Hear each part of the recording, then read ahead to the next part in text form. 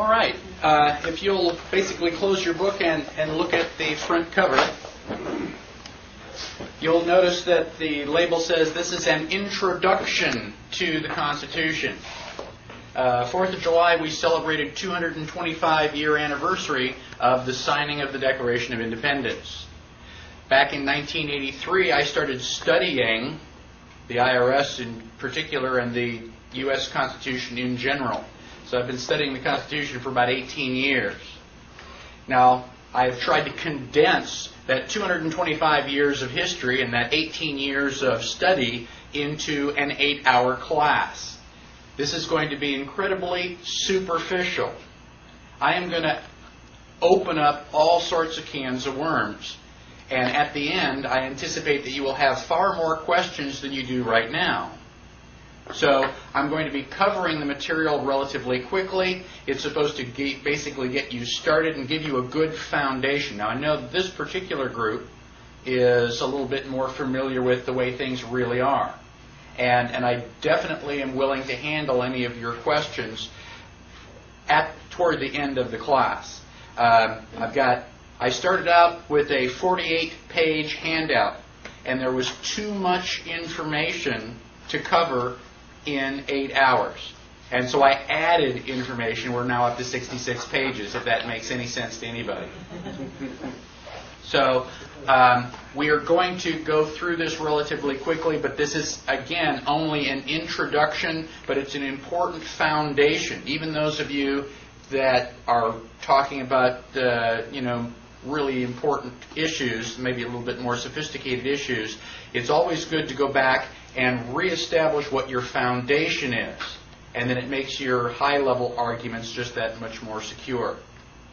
Now, before I even started the class, I've had several people point out to me that the flag is upside down.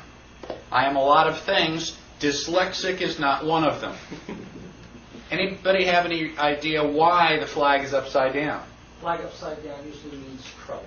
It's a distress signal, and it's an emergency, a sign of emergency.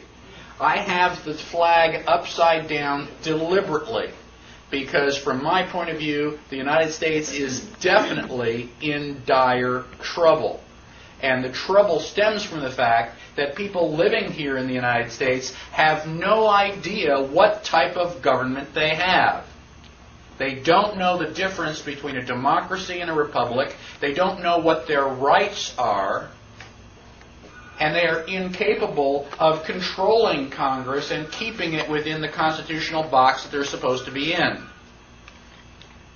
So the flag is upside down because I am very, very concerned. Now, in the back of the book, I have all sorts of little handouts. We will talk about those eventually. You're welcome to look at them. Those are all yours. We just did a quid pro quo exchange. You can do anything you want with them. But when I go through them, mine are in the same order that yours are. So if you don't want to be fumbling around looking for the new ones, you can kind of keep yours in the same order. Now, inside the front cover, you should have a copy of the Constitution.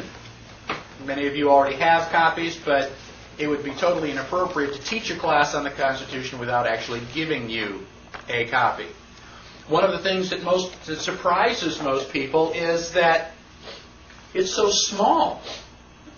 I mean, there's really not a lot here. And the purpose of the Constitution is to set up a form of government. Basically to establish the principles that are involved, not what the law actually says. So you could sit down and read the Constitution cover to cover in about 15 or 20 minutes. We're going to try to spend about 8 hours understanding it. Now, most of the page numbers that I reference will be in the handout. This is if you'll notice at the bottom of all the pages, I have Session 9. ICP 21 is my abbreviation for Introduction to the Constitution for Patriots of the 21st Century. And then it's Session 9. I've taught 8 of these classes before. Now that you have paid for this class, you can attend any of my future classes for free. There's a lot of information here, and some of it goes in one ear and out the other. So if you want to attend one of my future classes, you've already paid for it, just show. I mean, it'd be nice to let you know that you're coming, but you're not going to have to pay for it again. Just show up. Right? If you call me with questions on the phone, my first question to you is, which session are you looking at? I keep a copy of all of these documents because I keep adding information to it. And the page numbers change. So if you're asking me questions, I want to know which session you're on so that I can get my copy and we can literally be on the same page. If I say go look at page 22, that's where your answer is. I want your page 22 to be the same page 22. Right? So I print copies for each session that I teach, and it has your date there as well. Now, if you'll go to page 2, I have a tentative schedule. This is the schedule that I'm going to try to keep on. Now, if you have questions, please raise your hand. Frequently, I will, say, well, we're about to cover that, and I'll just put you off. I will answer questions, however, briefly. If I answer all of your questions during the day, we're never going to get finished by 6. So my goal is to try to get finished as close to 6 o'clock as possible, and then once we're formally finished, anybody that has prior commitments, they can leave. I promise to stay and answer questions as long as there are people here to ask. So we will just try to save those questions until the end. Whenever we reference the Constitution, I will hold up the book and so you know which page numbers we're talking about. Now, let's turn to page 3 and get started. I have a few quotes which hopefully explain why I am here, why I've driven all the way from Austin to be here today. The first quote is from Dr. Benjamin Rush. You probably have never heard of him, but Mr. Rush says, "Education is favorable to liberty. Freedom can only exist in the society of knowledge. Without learning, men are incapable of knowing their rights. And where learning is confined to a few people, liberty can neither be equal nor universal." So you have to know your rights before you can protect them. And he said that in 1786. Another person that you have heard of, I'm sure, is Daniel Webster. And Daniel says, "I apprehend no danger to our country from a foreign foe. Our destruction, should it come at all, will be from another quarter. From the inattention of the people to the concerns of their government. From their carelessness and negligence, I must confess that I do apprehend some danger. I fear that they may place too implicit a confidence in their public servants, and fail properly to scrutinize their conduct. That in this way they may be made the dupes of designing men, and become the instruments of their own undoing. Make them intelligent, and they will be vigilant. Give them the means of detecting the wrong, and they will apply the remedy." So my purpose here is to try to make you intelligent. I'm not going to tell you what to do or which congressman to write to. I'm just going to take the Constitution and show you what the Constitution says. I will ask you to read it for yourself. And then we will draw our own conclusions about what Congress can and cannot do. And then when you sit there somewhat shocked and stunned, then you can decide how to fix the problem. Now, many of you have never met me. Some of you have seen me give a short presentation before. Let me tell you up front that I am an iconoclast. Now, an iconoclast is defined as a breaker or destroyer of images, one who attacks cherished beliefs and traditional institutions as being based on error or superstition. Unfortunately, most of what you think you know about the United States is wrong. How many people here know that the Declaration of Independence was signed on 4th of July, 1776? Everybody who raised their hand is wrong. Okay? The Declaration of Independence was authorized by the committee on the 4th of July. They took it out and had 28 copies made, and eventually it was signed by August 2nd. And you can come up and read the document here that gives you that information. A small piece of trivia, perhaps it doesn't mean anything, but having the Declaration of Independence signed on the 4th of July is something that we've all just taken for knowledge, for truth. And it's not. And again, most of what we have been taught about the United States, we've been misled or just misinformed. Now, the very first topic is the difference between rights and privileges. This topic is fundamental to everything else that we are going to learn. That's why I put it first. Everybody's just shown up this morning. Probability that you're going to fall asleep on me in the first 30 minutes is less than, the probability that you'll be dozing at the end. So if you are going to stay awake for any information, stay awake for this. If you don't understand this, the rest of the class is basically hot air. A right is defined as a power, privilege, faculty, or demand inherent in one person and incident upon another. Generally defined as powers of free action.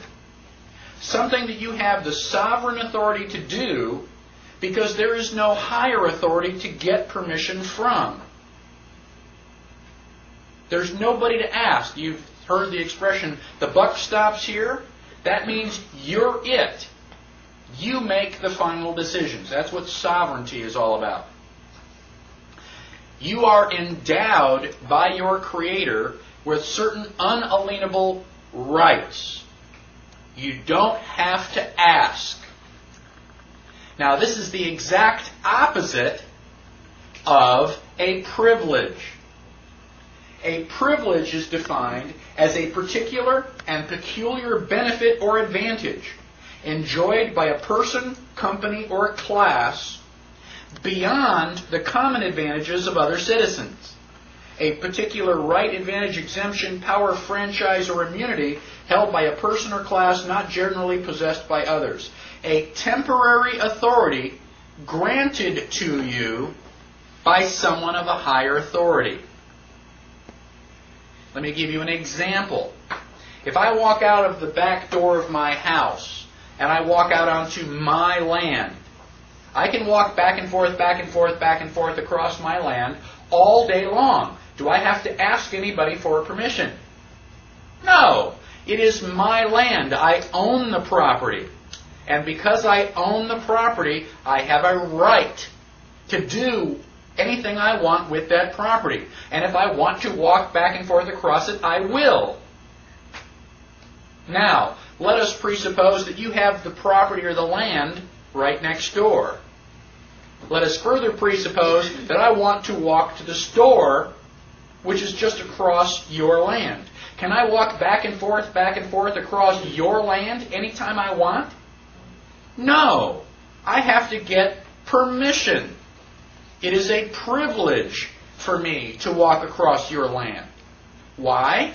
Because I don't own your land. You own your land. You have complete and total authority to do whatever you want with your land.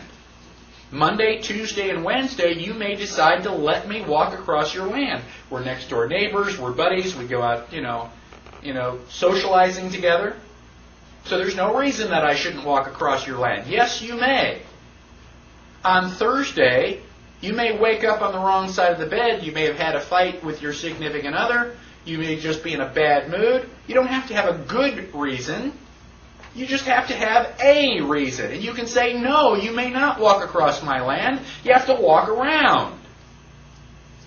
So walking across your land is a privilege granted to me by someone of higher authority, the owner of the property, you. That privilege can be revoked at any time. Yes, you may. No, you may not. Yes, you may. No, you may not. And I have no control over that. One of the fundamental problems in the United States is that the government has convinced us that we have certain privileges granted to us by the government. Excuse me, I have rights endowed to me by my Creator. Where does the government get power? We, the people, grant the government privileges. The power comes from us and goes to government, not the other way around. Now, there are some important sub-layer concepts with rights. One of which is that rights are derived from property. In my example, I can walk back and forth across my property because it's my property. I can do anything I want if I own it. So anytime you get into a dispute as to who's got the right to do this, that, or the other thing, the real question that should be asked is, who owns the property? If you can identify the owner of the property, the question answers itself. The owner of the property can do whatever they want. Now, we frequently hear the phrase, constitutional rights. I hate that phrase. Stop using that phrase. Do not say constitutional rights. The reason that I hate that phrase is because constitutional rights sounds like the Constitution grants us rights. If you are granted something, is it a right or a privilege? It's a privilege. It is impossible to grant someone a right. It's a contradiction in terms. It's like a round square. It's the opposite. Like jumbo shrimp. You just cannot have a right which is granted. Now, there is a second concept that, let me continue on this property. You have a right to life. Where does that right to life come from? Well, property. Who owns your body? I hope it's you. What are you if someone else owns your body? You're a slave. So, basically, if you are not a slave, then you own your own body. Can you do whatever you want with your body? Yes.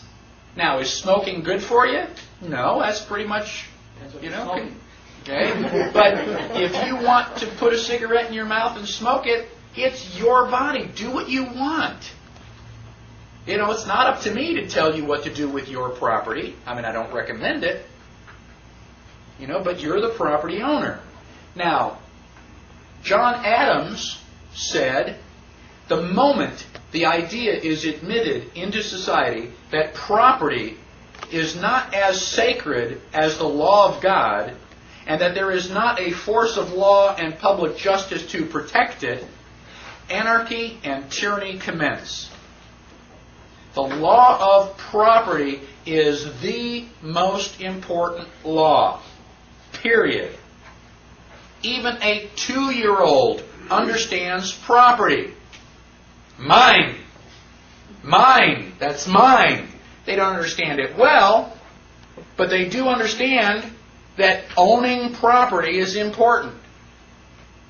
And as we get older, somehow we lose sight of that fact. We need to be just a little bit more like a 2-year-old to go, that's mine. And we have to be willing to defend that property. Somebody jumps into your car and starts driving away. What do? Say, oh, gosh, I better call the insurance company. Or do you chase after them and try to get your car back? It's your property. Now, most of you do not own half the things that you think that you own. There is a concept known as allodial title. Allodial title means that you own it. I mean, the way that we think of when we say that you own something. Allodial title is generally referred to when we talk about land. If you own the land in allodial title, then you genuinely own the land. How many people went to a real estate agent when they bought their house? Okay, when you go to a real estate agent, are you buying property or real estate? There is a difference. When you buy real estate, you purchase everything from the ground up. You own the house, you own the trees, but you do not own the earth that it sits on. Can you go out in your backyard and drill for oil? No. Why? Because there's an ordinance against it? If it's your property, can you do whatever you want with your property? And if I can't drill for oil in my backyard, then apparently I don't own the property. Do you pay property taxes? Why? Who are you paying property taxes to? If it's yours, why would you have to give somebody else money? And the truth of the matter is that you do not own the land. You own the house on top of the land, but you are renting the actual land. And unless you have a allodial title to the land, it is not yours. Now, we will talk about allodial title when we get to the history of the United States. When we broke off with England, people in the American continent here, the people in the United States, were the first people allowed to own land in allodial title. Prior to that, everything was owned by the king. Now, there are 50 states in the United States. Only one currently still allows you to own land in allodial title. And you are all very, very lucky because that state is Texas. However, most people in Texas still do not own their land in allodial title. Learning how to own your land in allodial title is another class that I haven't written yet. Now, let's talk about property. I want to really have you understand it. Let us presume that I own my land in allodial title, the way that we think of when we own something. Now, if it's my land, and I have this stack of lumber on my land, can I take that stack of lumber and nail it together in the shape of a house? Yes. Why is that? Why can I build that house? Because it's my land. It's my wood. It's all my property. And I can do whatever I want with my property. I don't have to ask anybody for permission. So now I build this house on my property. And I look at that house 2 weeks later and I go, well, I've changed my mind. I really don't want that particular house.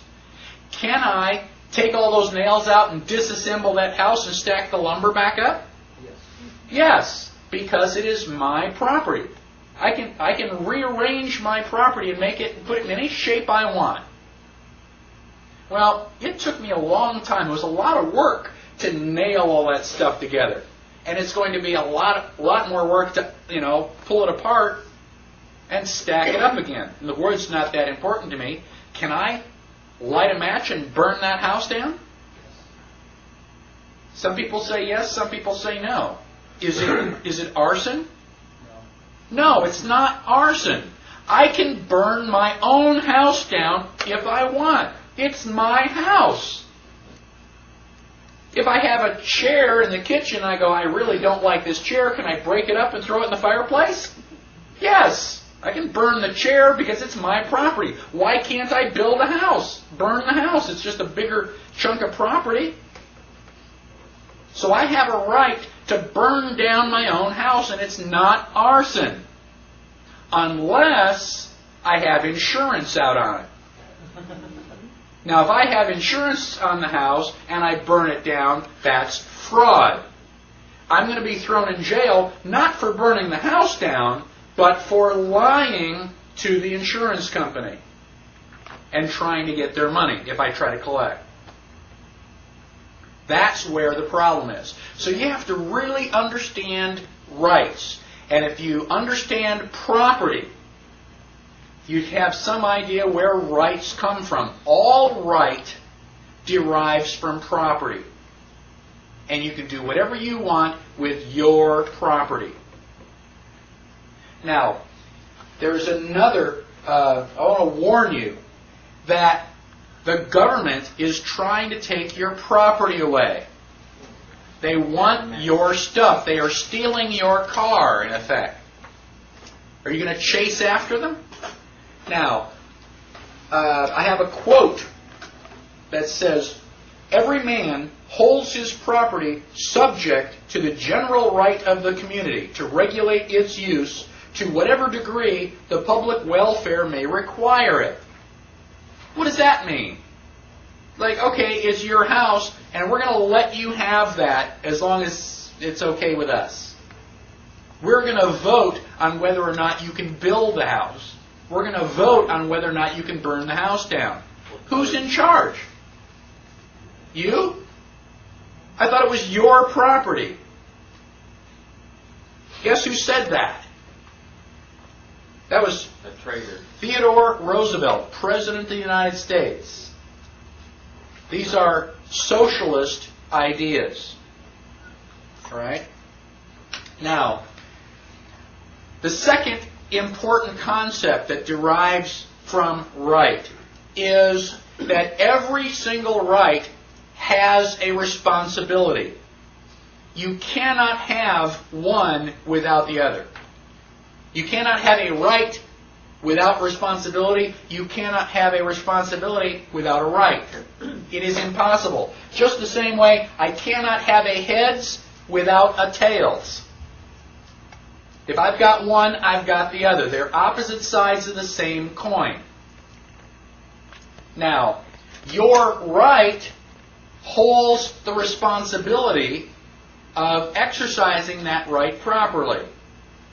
Does a 6-year-old child have a right to life? Anybody say no?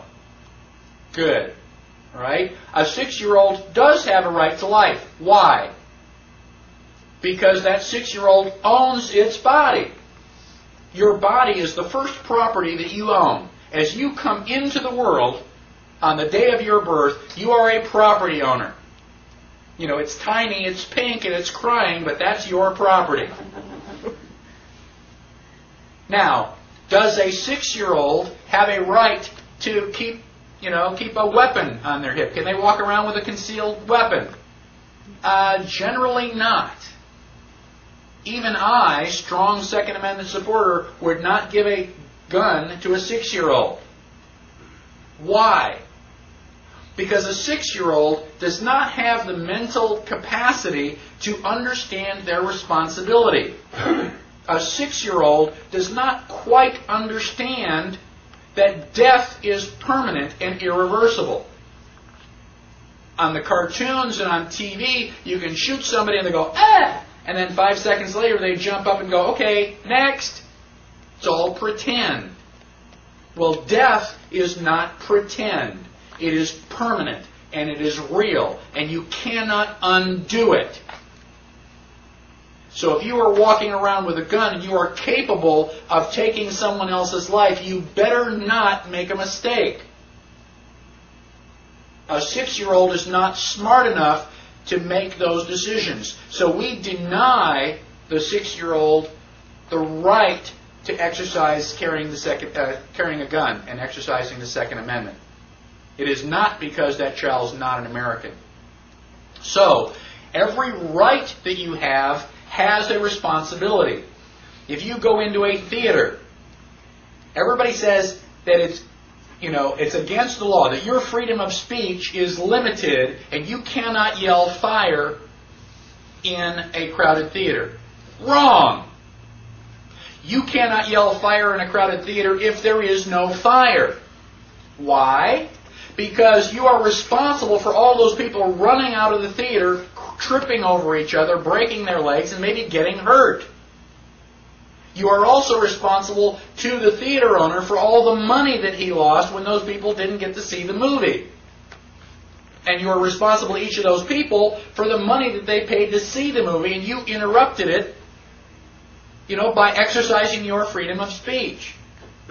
Now, if you are in the theater and all of a sudden you look under the seats and you see a fire, are you violating, anybody's rights by going, "Fire"? No, you could be a hero. You can actually get everybody out of the theater and save everybody's life. So yelling "fire" in a theater is not a limitation on your First Amendment rights of freedom of speech. What is a limit is your responsibility not to hurt anybody physically with what you say. Now, if I say, "Gosh, you're really ugly," did I hurt your feelings? Perhaps. Have I, extended or overextended my right to freedom of speech? No.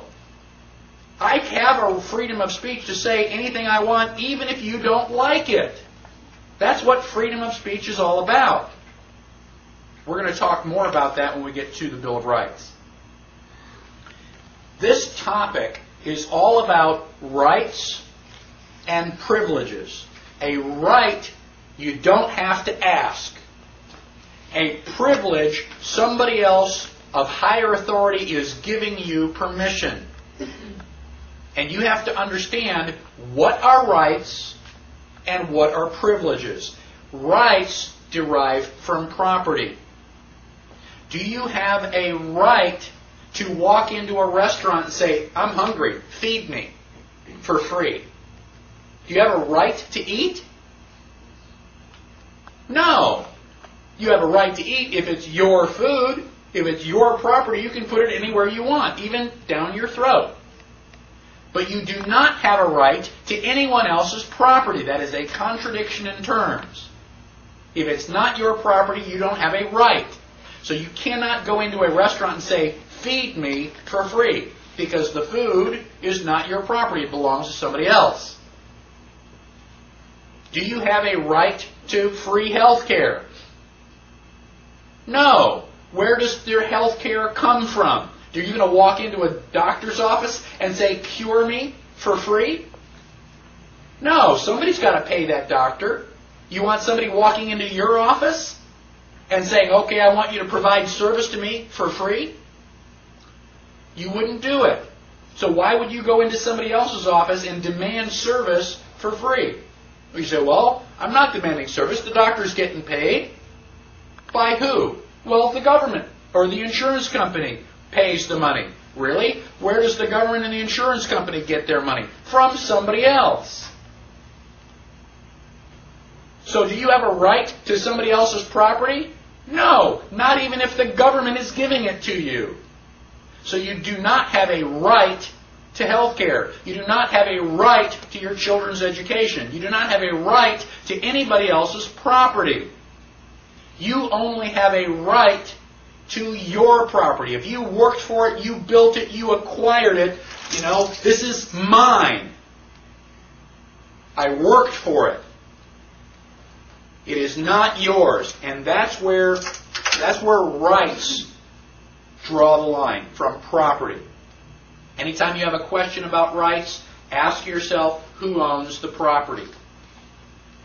Does anybody have any questions on property, rights, or privileges? So when are you going to have your allodial title class? How close are you to having that thing ready? Not very close. I'm doing research. I do have books that tell me how to do that. And I have several people who want that particular class. Yes, and we are one of those people when you get there. Okay. Well, if we can't own the land, do we have to pay taxes on the buildings that we put up on it? Or just the land? Now, you own the buildings. Right. Once you have paid for the buildings, you've paid for the buildings, and that's you get the title to the buildings. But you don't own the land, which is why they are able to continually collect taxes from you. Yeah, but they tax the buildings on the land. Only until it's paid off. Once you've paid it off. My parents own their own home, and the bank note is gone. That brick house belongs to my parents. Now they can dig it up and take it with them. That's fine, but they do not own the land that house You sits put on. up a shed. Whose land are you putting the shed on? No. It's not your land. Unless you can show me the allodial title to the land, it's not your land. So they're charging me for that building I'm putting on that land? They're charging you rent for putting that building on their land. And they base the amount of rent by the quality of the building on it. Well, they can base that rent on anything they want. It's their land. They don't have to have a good reason. They say, well, you got white hair, so this week people who have white hair pay a 10% increase. They just make the reasons look good. They invent reasons that sound plausible, and we go along with it. But you do not own. If you're paying property taxes, you do not own the land. This is another fallacy that we've had. We've taken that for granted for so long that we don't even question it anymore. Let me give you paying taxes because I don't know any better? Yeah. If I know better, I don't have to pay taxes? Basically, that's true. Will they explain it to me then, that it's because I don't know? No, the government is not doing anything for your benefit. So they are not going to help you at all. In fact, they are going to make your life as miserable as possible. And they are very good at that. So you have to know it, and you have to assert your rights. The Bill of Rights says that you have freedom of speech and freedom of religion. If you stand up and start talking and I say, sit down and shut up, and you do you have freedom of speech? You say, well, gosh, it's written right over here. So what? The Bill of Rights did not give you your freedom of speech. And it's not freedom of speech if it's only the stuff that I agree with. If you and I agree, well, then you don't need freedom of speech because we're cheering for the same baseball team. It's when you get up and say something that I don't particularly like, and I try to shut you up, that you go, no, I'm not going to sit down. I am going to stand here, and I am going to say what I think. I have freedom of speech, and I'm willing to fight for it. Thomas Jefferson said that you only have the rights that you are willing to fight and die for. So you have to know your rights and you have to assert them. And again, once we get to the Bill of Rights, I'll give you a little anecdote that shows that. As far as allodial title, let me give you a little bit better example because it's easier to understand. When you purchase a car, how many people purchase a car paying cash? That's good. If you can pay cash for a car, that's great. Did you also get the manufacturer's statement of origin? Well, then you basically wasted some of your money. Every automobile that comes off the assembly line has a piece of paper associated with it, a birth certificate for that particular car. And it is called a manufacturer's statement of origin, or MSO. Now, most of us who are mere mortals, we go in and we buy a car with a bank loan. Now, the bank pays the money, and we get a payment coupon book from the bank. Now, that MSO generally is transferred to the state. The state will microfiche it and then put it through the shredder. So the MSO no longer physically exists. It's just on film. Now, you spend 3, 4, or 5 years paying off the car. Most of us, eventually get that far. And now, it's your car, right? What does the bank send you? They send you a certificate of title. If I give you a gift certificate, do you have the gift or do you have a piece of paper that represents that gift? You just have the piece of paper. You have to go someplace and turn in the gift certificate in order to get your gift. Well, if I give you a certificate of title, do you have the title or a piece of paper that represents that title? You have a piece of paper. You are co-owner of that car. Who else is the owner? The state. Now, let's pretend you and I are friends. We go out Saturday and we buy a car together. You put down $10,000, I put down $10,000, we buy this car. And well, you go ahead and drive it first. You take the keys. So now you take the keys, you drive it, put gas in it, change the oil, and you've got it all year. I never got a chance to drive the car.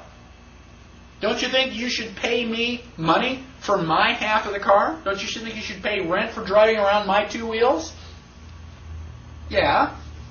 So does the state. The state is co-owner of your car. They're going to let you drive it. They're going to let you put the oil in it and, leave the trunk cluttered with all of your stuff. But they are co-owner, and they want rent. It's called registration. That's why you have to pay a registration fee every year, because you are paying the state, rent on their part of the ownership of your car. Now, if you go into a car dealer with $20,000 in cash and say, I will buy that car, and I want the manufacturer's statement of origin, I have no idea what their reaction is going to be. They're probably going to stutter a lot. But I know people who have actually gotten the manufacturer's statement of origin. It is now their car. They own it in a allodial title, 100%. They do not register it. They do not pay taxes on it. Nothing. It's theirs. Somebody have a question? The only way you'll get that in the state of Texas is you'll have to sign a statement stating that you first of all have to have an out-of-state address or out-of-country address, and you have to sign a statement stating that you're exporting the car out of the state. Otherwise, a dealer, I don't care how much cash you give him, he's required by his law of being a dealer, actually his agreement for being a dealer in the state of Texas, is another whole issue, not to give you that. So the easiest way to do it is if you live in Texas, is go to Arkansas or go somewhere else and buy it, like Jim Farmer did. He has the certificate on his car. Then bring it back to Texas? Bring it back to Texas, and you don't have to put nothing on it. So when we talk about property, most of us don't really understand ownership. Possession is one thing, but possession is only 9/10 of the law. You need ownership in order to have complete control. Can you just send off to the state with a certificate and say, I want my... I don't think that will work. I've tried to do that with California, and I'm still struggling with that issue. I don't know anybody personally who has managed to do that after the fact. Everybody that I know who has done it has gone and purchased the car brand new off the lot. I tried that. I sent a registered letter to the state stating that they had obtained the car I bought. I'm the second owner, and I sent them an affidavit declaring pretty much what you said, and stated that they had obtained ownership, had obtained the manufacturer's statement of origin through a constructive fraud, and I demanded that they send me the complete file that they had on that automobile, and that if they did not assert a claim within 30 days, that they would no longer have a claim on it. And what they did was they sent me a letter back saying that they did not care to accept my invitation to a debate. was what they said. But basically, they gave up, as far as I'm concerned, they gave up their claim to it when they refused to assert one. But they did not send me not even copies of their documents. Right. And that's one of the ways that you've got to handle it. You have to understand the law well enough to be able to assert it and to win it. And they may not have sent you the paperwork, but I don't think that they're going to come back and try to repossess the car or anything. I'd be really surprised if they did. This, again, is the most important concept of the entire class.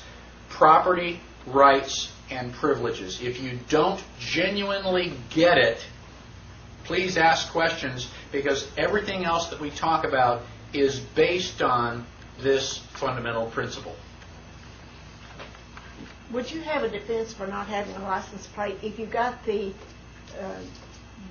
manufacturer's statement yes, of origin? and then you went down and tried to register it, but you wouldn't give it to the state, and therefore they wouldn't give you a license? Why would you register it? Well, to try to comply with their laws, I guess. Why would you try to comply with their laws? Well, so that I would have an excuse or a reason for Why do you need an excuse? Well, wait just a minute. If a policeman stops me and tries to give me a ticket, then I can say, I did try to register it. I did try to get license plate. That's my defense. A better defense is that you don't need a driver's license. You don't need a license. They don't understand that. If you have the manufacturer's statement of origin, that's all you need. Now, the fact that the police officer is uneducated and doesn't understand that, that's just kind of the way life is. And your life will be a whole lot easier if you get the driver's license and you get the license plate. That if you want easy, go along with the flow. If you want freedom, you're going to have to buck the system.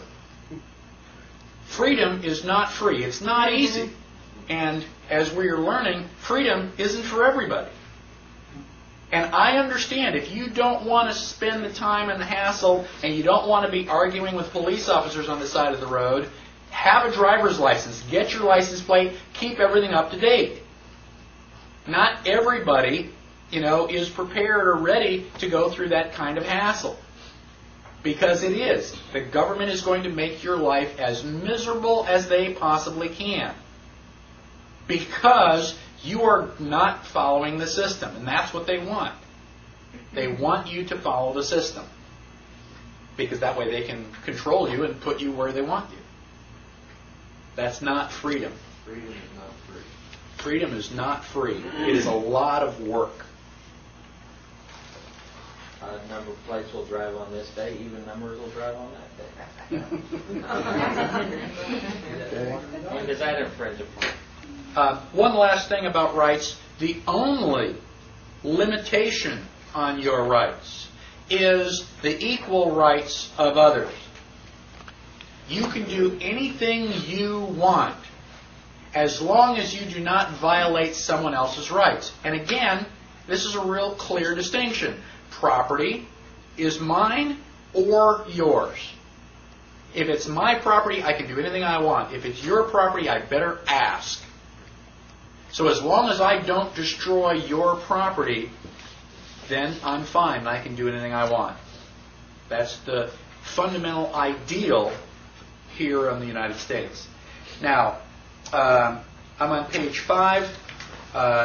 John Dickinson said, "Kings or parliaments could not give you the rights essential to happiness. We claim them from a higher source, from the King of Kings, the Lord of all earth. They are not annexed to us by parchments and seals. They are created in us by decrees of providence." So the Constitution is wonderful, but it doesn't give you anything. Now, in I believe this is a Supreme Court case called Hale versus Henkel. The Supreme Court said that the individual may stand upon his constitutional rights as a citizen. He is entitled to carry on his own business in his own way. His power to contract is unlimited. This is good news and bad news. That means that you can sign a contract to do anything you want. That's good news. The bad news is that's exactly what the government has used to basically put us in the situation that we are in. You have signed contracts with the government that you are not aware that you have signed. Now, another ruling here says that the general rule is that an unconstitutional statute, although having the form and name of law, is in reality no law, but is wholly void and ineffective for any purpose, since unconstitutionally dates from the time of its enactment, and not merely from the date of the decision branding it so. So, if I pass a law that tries to make slavery legal, and we do that for about 10 years, and somebody says, wait a minute, I think slavery is illegal and unconstitutional. It doesn't become unconstitutional 10 years from now. It's unconstitutional to start with. It was never a law in the first place. Now, I have just a few more minutes here before we take a break, but I would like to leave you with some interesting questions that we will try to answer a little bit later. Okay? If I have a right to keep and bear arms, why do I have to get a concealed carry permit? Doesn't a permit give me permission? Permission is related to a privilege. If I have a right, that's a contradiction. You cannot give me a permission to exercise a right. It's a contradiction. And privileges are generally identified by a permit or a license, a piece of paper that somebody gives me, says, okay, you have a license to drive. Why do I need a license to drive if I have a right to travel? And more importantly, if I get a marriage license, what does that marriage license give me permission to do that I could not do before the marriage license? And who is giving me that permission? And where did they get the power to give me that permission? And where did the first marriage license start with in the first place? Think about those things. We're going to take about a 10-minute break and then we'll come back.